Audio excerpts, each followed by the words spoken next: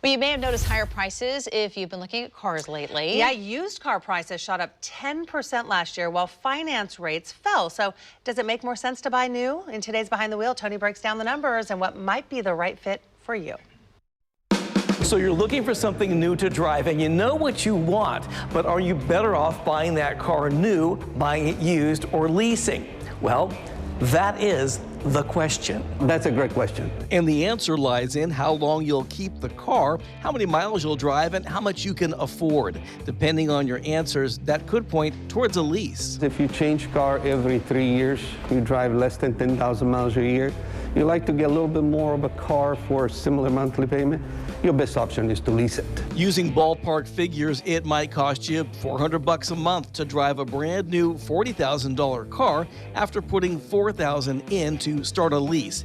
After 3 years, you could buy the car or just walk away. All of this is about choices. If that choice is to keep a car longer than 3 years, then buying might be best. Normally change car every 6 years, 5 to 6, and maybe you have the resources to pay up front or a big chunk of it, then go ahead and buy the car. But the technology in new cars is constantly changing and the performance gap is growing. In 2018, the average range of an electric vehicle was about 125 miles. Today, it's 275.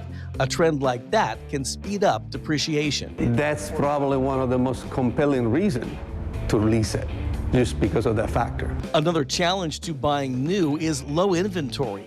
You may have to wait months to get a car that meets your exact specifications, and that's having an effect on buying a used car. The reason why the used car market right now is at all-time high, and that's basically because of the lack of inventory of new cars. People are actually buying the car off lease.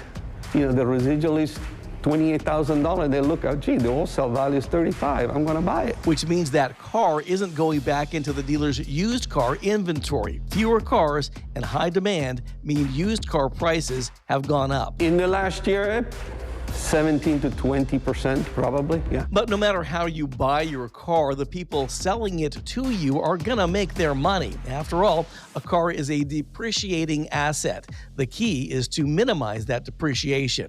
A salesperson you trust can help make that happen. For me, I take pleasure in advising and trying to place the consumer with the right car that fits their needs. You know, but the joy is still there, the excitement is still there. And who doesn't like the smell of the new car? Yes, we all do love that new car smell, but we also love our money. So best advice, know your assets, know how you're going to be driving the car, and do your research. I'm Tony Martinez, Fox 12 Oregon.